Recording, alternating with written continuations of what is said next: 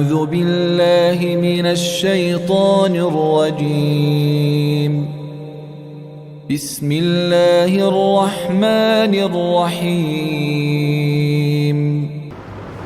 الحمد لله نحمده ونستعينه ونستغفره ونؤمن به ونتوكل عليه ونعوذ بالله من شرور أنفسنا ومن سيئات أعمالنا من يهده الله فلا مضل له ومن يضلله فلا هادي له وأشهد أن لا إله إلا الله وحده لا شريك له وأشهد أن محمدًا عبده ورسوله أرسله بالحق بشيرا ونذيرا أما بعد فإن خير الحديث كتاب الله وخير الهدي هدي محمد صلى الله عليه وسلم وشر الأمور محدثاتها وكل محدثة بدعة وكل بدعة ضلالة وكل ضلالة في النار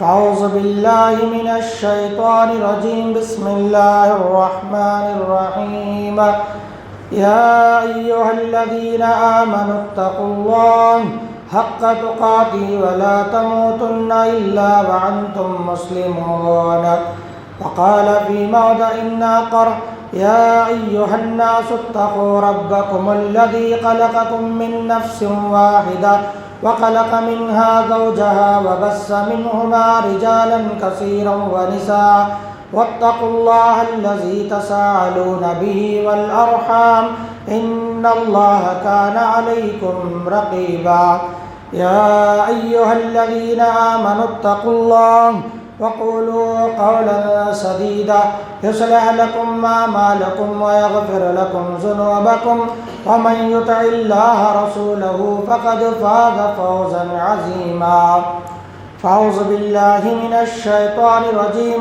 بسم الله الرحمن الرحيم هو الذي بعث في الأميين رسولا منهم يتلو عليهم آياته ويزكيهم ويعلمهم الكتاب والحكمة وإن كانوا من قبل لفي ضلال مبين رب اشرح لي صدري ويسر لي أمري واحلل عقدة من لساني يفقهوا قولي ربي زدنا علما ربي زدنا علما ربي زدنا علما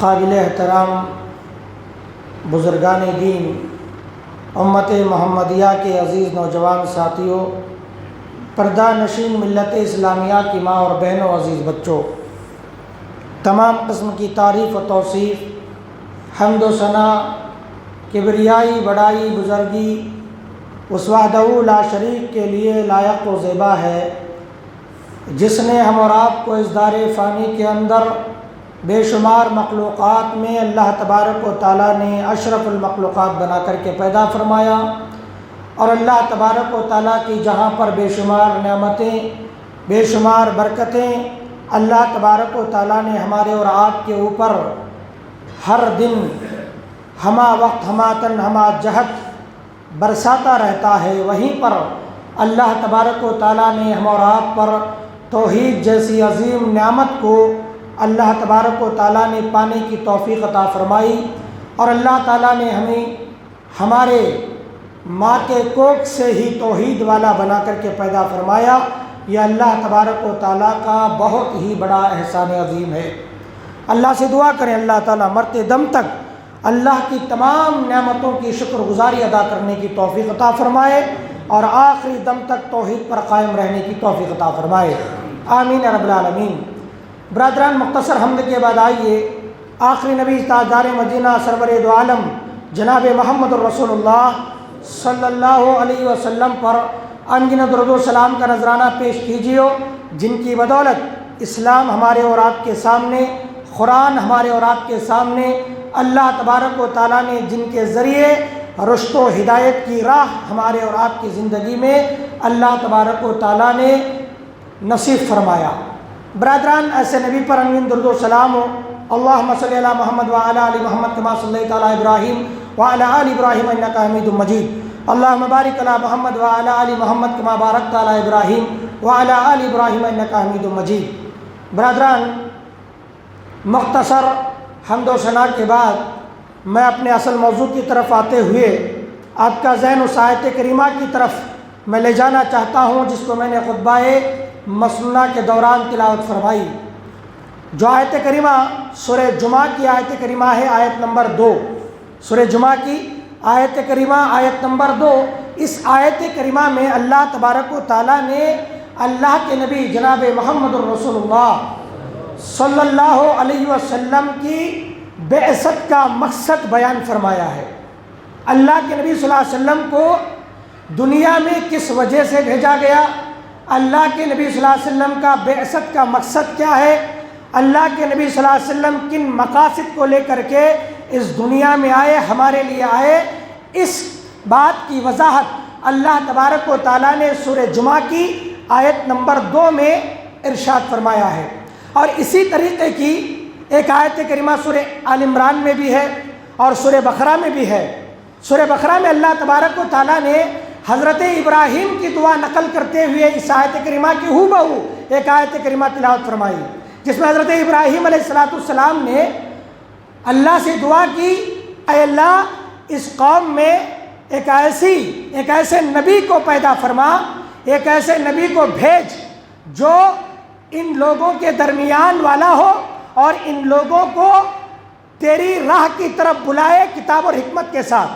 خوب اسی طریقے کی آیت کریمہ حضرت ابراہیم علیہ السلام نے بھی دعا کی تھی۔ برکت میں بتانا چاہتا ہوں، اس آیت میں سورہ جمعہ کے اس آیت میں اللہ تبارک و تعالیٰ نے اللہ کے نبی کے بعثت کے مقاصد کو بیان فرمایا۔ آئیے وہ آیت دیکھتے ہیں، اور یہی آیت آج کا خطبہ جمعہ ہے۔ انشاءاللہ اسی آیت پر میں اپنی بات رکھنے کی کوشش کروں گا۔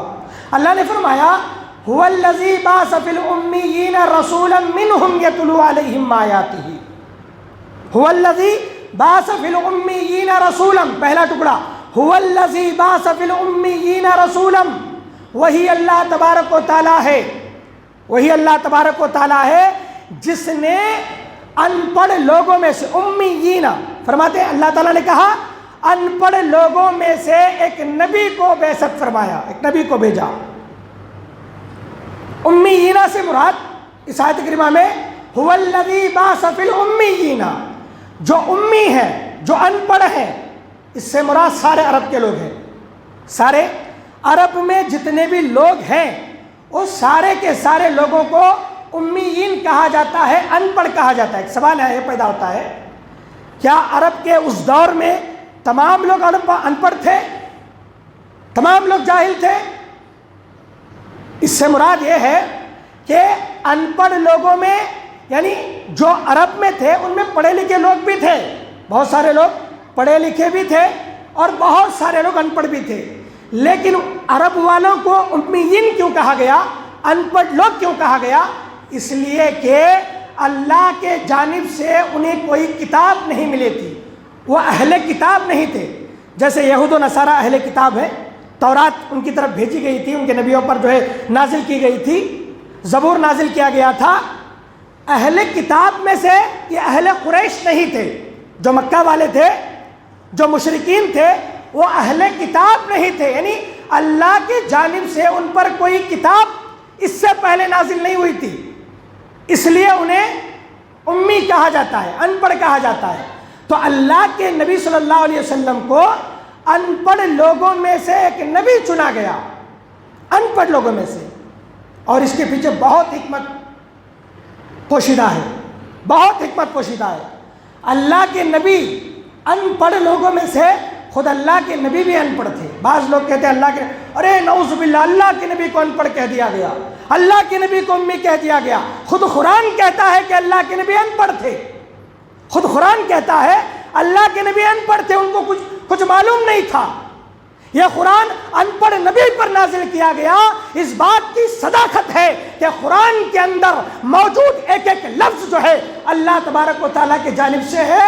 اگر اللہ کے نبی پڑھے لکھے ہوتے تو یہ ملحدین اور یہ کافرین، یہ مشرکین اللہ کے نبی پر الزام لگاتے کہ اللہ کے نبی خود سے اپنے قرآن کو لکھ دیا ہے، قرآن کو لکھ کر کے ہمارے سامنے پیش کر دیا۔ اگر اللہ کے نبی پڑھے لکھے ہوتے، اللہ کے نبی اگر پڑھے لکھے ہوتے تو یہ الزام اللہ کے نبی پر لگ جاتا کہ اللہ کے نبی نے قرآن کو اپنے طرف سے لکھ لیا ہے۔ اللہ کے نبی کا ان پڑھ ہونا اس بات کی دلیل ہے کہ یہ قرآن اللہ کا کلام ہے، کسی شاعر کا کلام نہیں، کسی پڑھے لکھے آدمی کا کلام نہیں، کسی ایسے جو ہے تجربے کار عالم کا قرآن نہیں ہے جس نے اپنے لفظوں کو جو ہے اس طریقے سے جو ہے پرو دیا ہے کہ لوگوں پر وہ اثر انداز ہو جائے۔ اس لیے اللہ تبارک و تعالیٰ نے ان پڑھ لوگوں میں سے ایک ان پڑھ نبی کو بھیجا۔ وہی ہے آیت پر جب غور کرتے ہیں، قرآن کی پہلی ابتدائی آیت کریمہ کون سی ہے؟ اقرأ بسم ربک، غار ہرا میں نازل ہوئی۔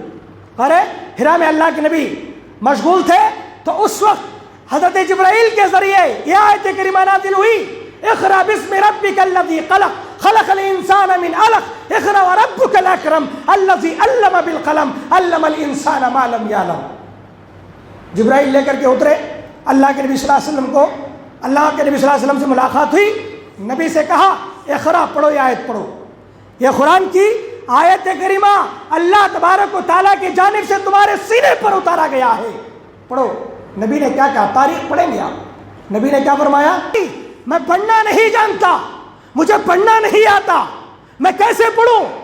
حضرت جبرائیل نے جو ہے اپنے سینے سے لگایا، زور سے دبوچا، پھر کہا اقرأ، پھر کہا اقرأ، 3 مرتبہ۔ معلوم ہوتا ہے کہ اللہ کے نبی ان پڑھ تھے، پیدائشی پڑھے لکھے نہیں تھے، پڑھے لکھے اللہ کے نبی نہیں تھے۔ کیوں؟ اس لیے کہ اللہ کا قرآن کہتا ہے کہ هو الذی بعث فی الامیین رسولا، ہم نے ان پڑھ لوگوں میں سے ایک نبی کو چنا اور ہم نے ان کو ان کی طرف مبعوث فرمایا۔ اچھا، یہ آیت کا ٹکڑا تو پتہ یہ چلا کہ تمام عرب والوں کو ان پڑھ کہا جاتا تھا۔ کیوں؟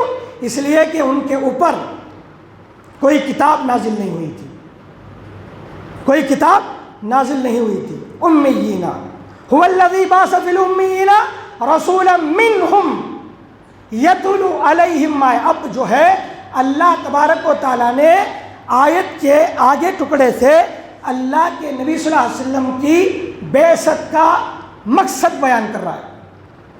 اللہ کیا فرمایا؟ اب میرے نبی کو کیوں بھیجا گیا؟ کیوں میرے نبی کو میں نے جو ہے ان پڑھ لوگوں میں بھیجا؟ اللہ نے اس کی وضاحت کرتے ہوئے کہا پہلا مقصد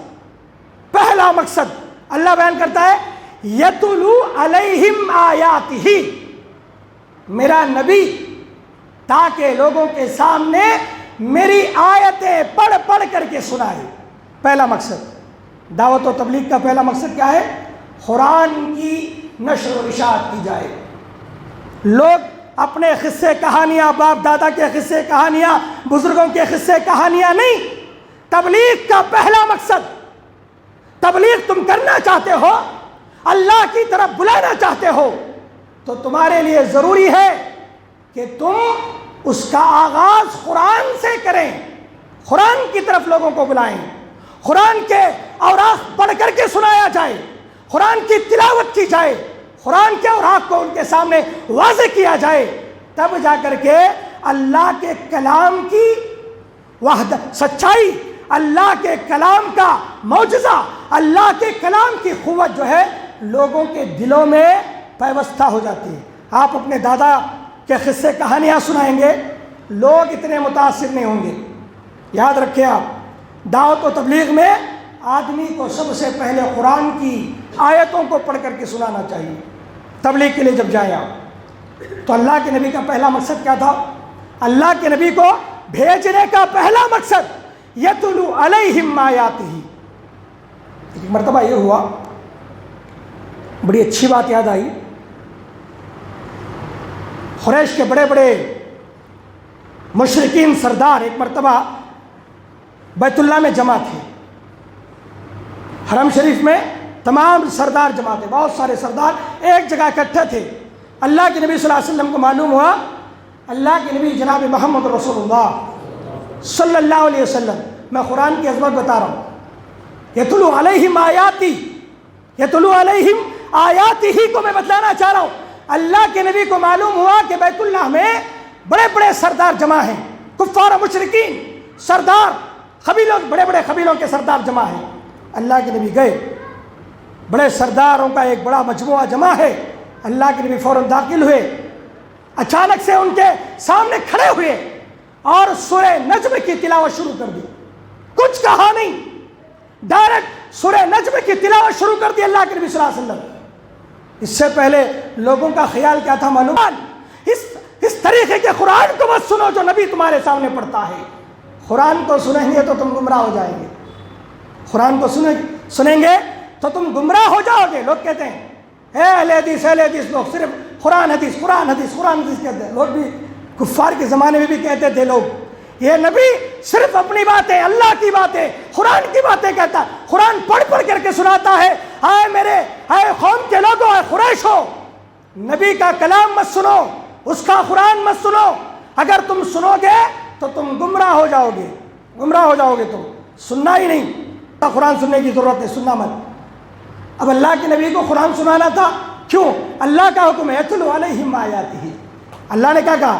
اے نبی میری باتیں تمہاری طرف سے نہیں، میری باتیں، میرا کلام لوگوں کے سامنے واضح کر دینا، تمہارا کام ہے دعوت کو پہنچانا، میرا کام ہے ہدایت دینا۔ اللہ کیا کہتا ہے؟ بلغو، آپ میرے مبلغ ہیں، آپ میری دعوت کو عام کرتے جاؤ، ہدایت دینا میرے ذمہ ہے۔ سرداروں کے پاس گئے، کچھ کہا نہیں، سورہ نجم کی تلاوت شروع کر دی، پڑھ رہے ہیں۔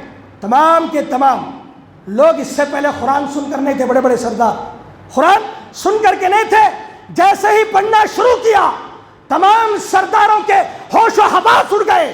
اتنی شیرینی، اتنی مٹھاس، اتنا اس کے اندر پاکیزگی، اتنا دل فریب انداز اللہ کے نبی صلی اللہ علیہ وسلم کا قرآن پڑھنے کا، وہ سرداران نہ چاہتے ہوئے بھی ششدر ہو کر کے، حیران ہو کر کے اللہ کے نبی کی زبان مبارک سے سورہ نجم پڑھنا جو ہے تلاوت سننا شروع کر دیا۔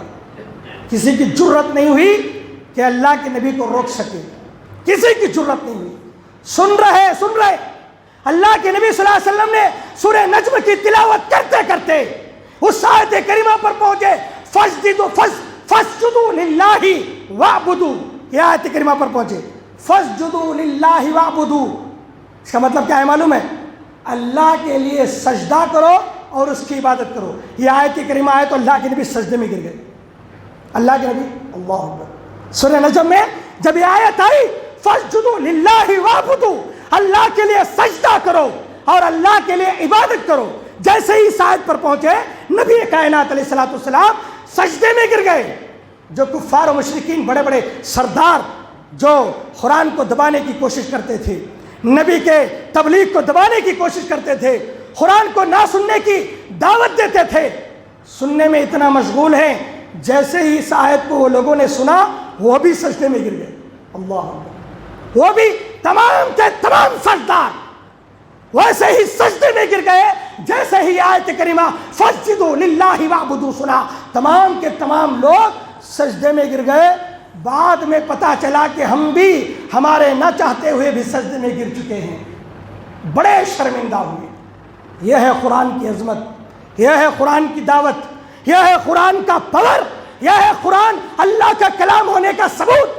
جس کا دل بھی نہ مانتا ہو اللہ کا کلام سنے تو وہ بھی سجدے میں گر جائے، جس کا ذہن نہ مانتا ہو وہ بھی سجدے میں گر جائے، جس کا عقل جو ہے اسے قرآن کو ماننے سے روکتا ہو، اگر اس کے سامنے پڑھا جائے تو اس کے آنکھوں سے زار و قطار آنسو نکل جائے۔ یہ قرآن کی عظمت ہے، اس لیے اللہ نے کہا یتلو علیہم آیاتہ، میری آیتیں پڑھ کر کے تم لوگوں کے سامنے میری تبلیغ کرو، دعوت دو، یہ تمہارا پہلا مقصد ہے۔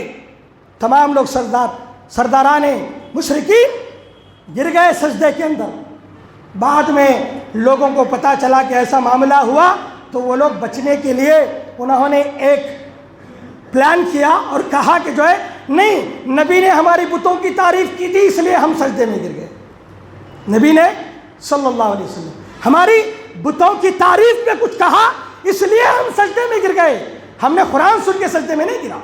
لیکن حقیقت یہی تھی کہ سورہ نجم کی آیت کریمہ سن کر لوگ، بڑے بڑے مشرکین سجدے میں گر چکے تھے۔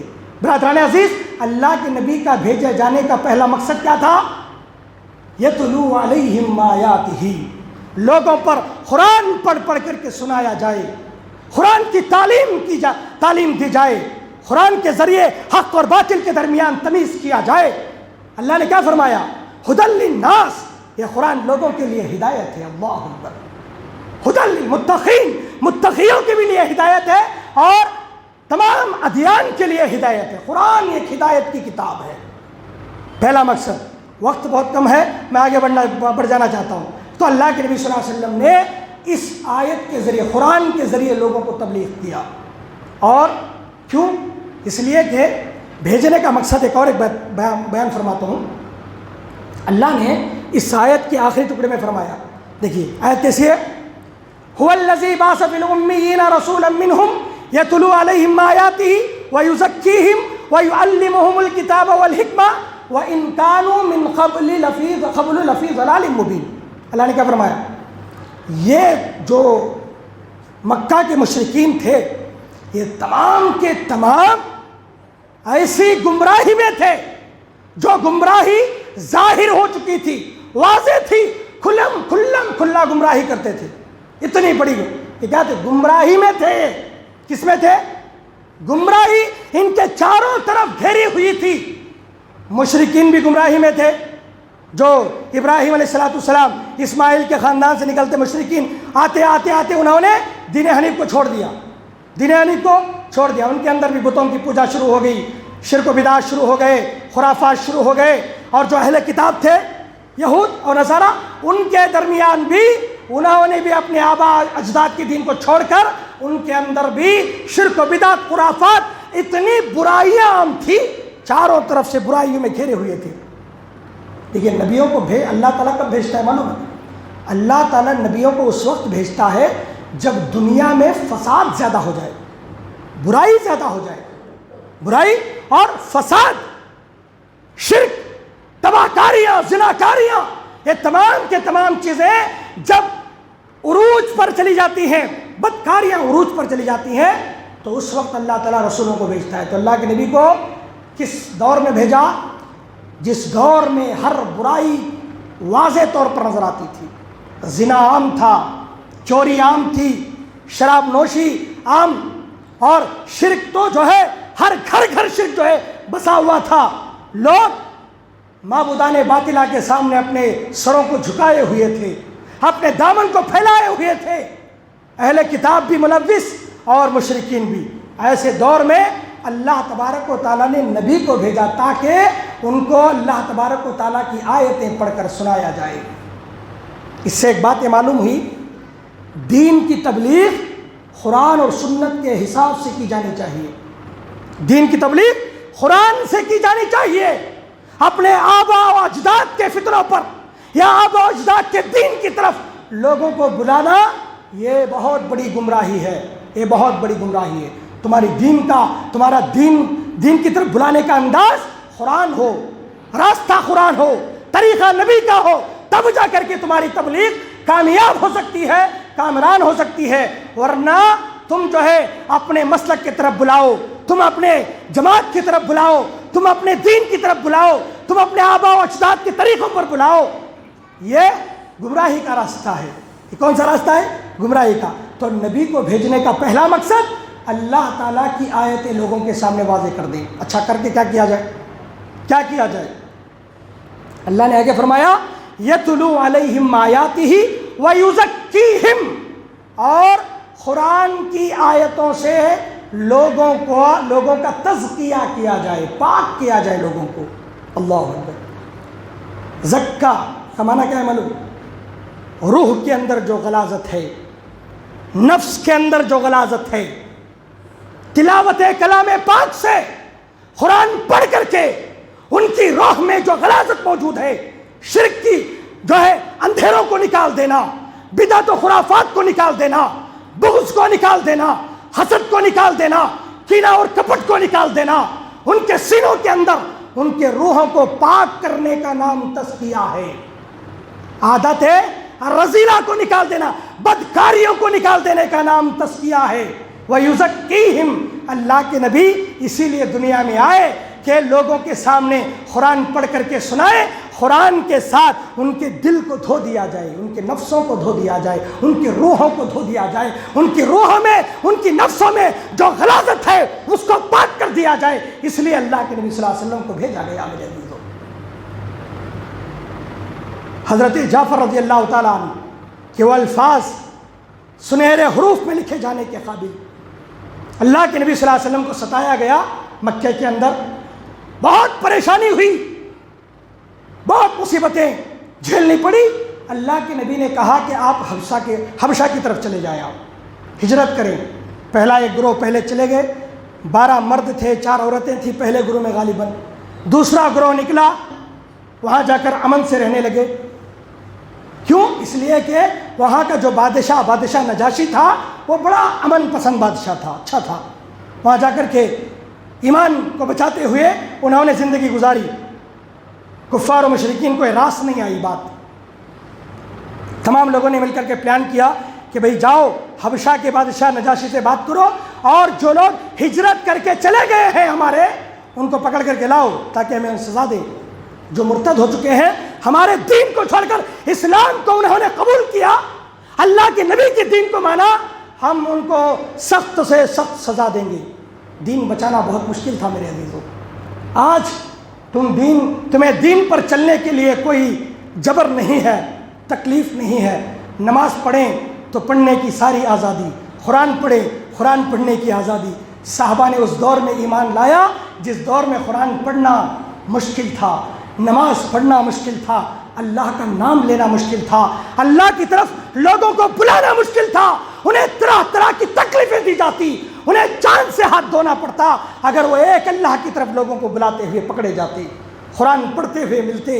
اللہ کی قسم ہے، اللہ تعالیٰ نے ہمارے دلوں کے اندر، ہمارے گھروں کے اندر، ہماری زندگیوں میں اللہ کے دین پر عمل کرنا آسان بنا دیا ہے، پھر بھی ہم دین کی راہ پر چلنا پسند نہیں فرماتے، دین پر گامزن رہنا پسند نہیں فرماتے۔ کیوں؟ کیونکہ ہمیں یہ دین مصیبتوں سے نہیں ملا ہے، تکلیفیں ہم نے نہیں جھیلی۔ ماں کے پیٹ سے مسلمان ہوئے، یہ کیا ہے؟ فطری مسلمان، ماں کے گوشت وراثت میں مل گیا جس کی کوئی قدر نہیں۔ اسلام کہاں ملا؟ وراثت میں ملا، لیکن صحابہ نے اپنے دل سے قبول کیا تھا اسلام۔ وَزَيَّنَ فِي قُلُوبِكُمْ وَكَرَّهَ إِلَيْكُمُ الْكُفْرَ وَالْفُسُوقَ وَالْعِصْيَانَ۔ اللہ کیا کہتا ہے؟ ہم نے ہمارے صحابہ کے دلوں میں ایمان کو مزین کر دیا تھا، ان کے دل میں ایمان جاگزی تھا، وہ ایمان سے محبت کرتے تھے، لو کرتے تھے، پیار کرتے تھے ایمان سے۔ ہمارے دل مردہ ہو چکے، ہم نے ایمان سے پیار کرنا چھوڑا۔ ہمارے دل کے اندر کیا ایمان روشن ہے؟ کیا ایمان کی محبت ہے؟ وہ صحابہ کرام حبشہ چلے گئے، کیوں؟ مال کمانے نہیں، دین بچانے کے لیے، اپنا تزکیہ کرنے کے لیے، اپنے نفوس کو گندگیوں سے پاک کرنے کے لیے، اپنے روح کو توحید پر گامزن رکھنے کے لیے گئے۔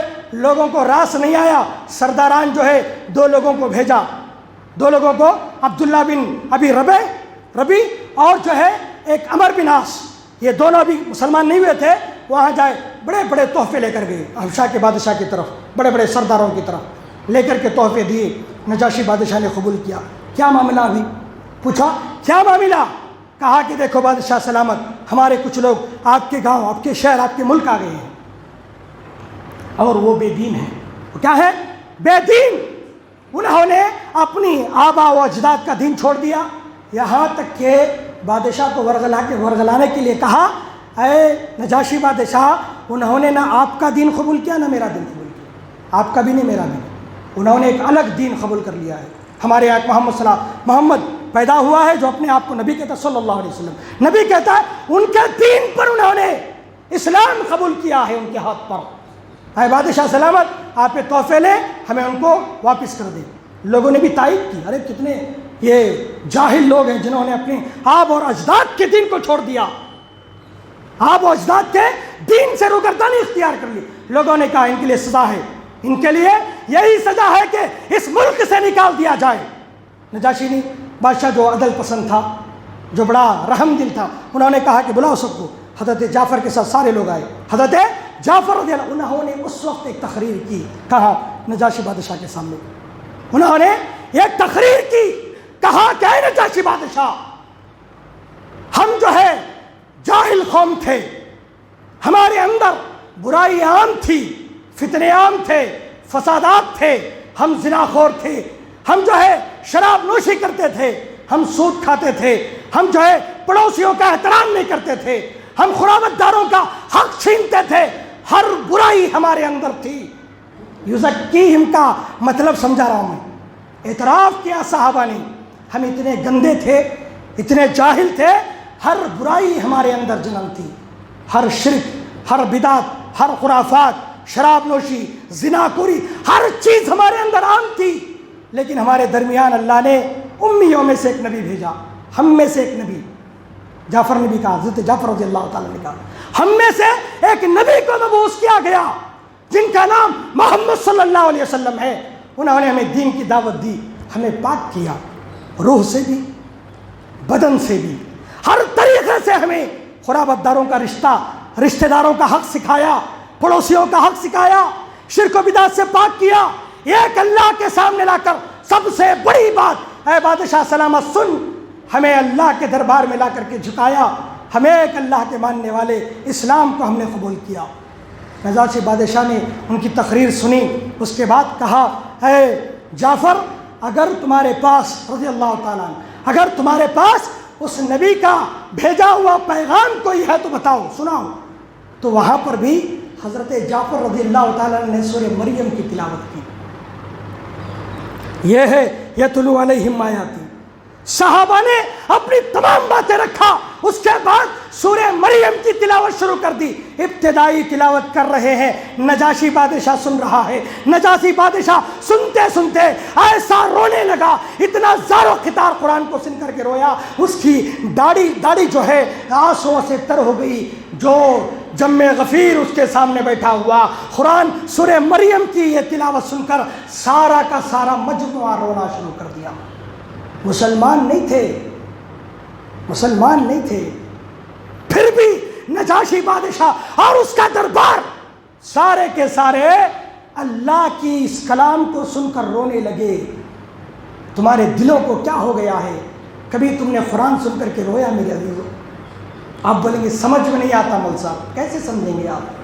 کبھی قرآن کو کھولیں گے نہیں تو سمجھیں گے کیسے؟ پڑھیں گے نہیں تو معلوم کیا ہوگا؟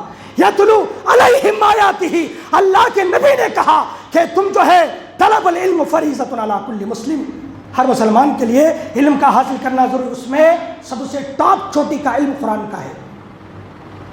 میں ڈنکے کی چوٹ پر کہنا چاہتا ہوں، دنیا کا سب سے بڑا علم،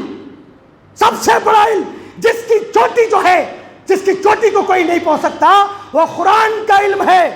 یاد رکھیں. کیوں؟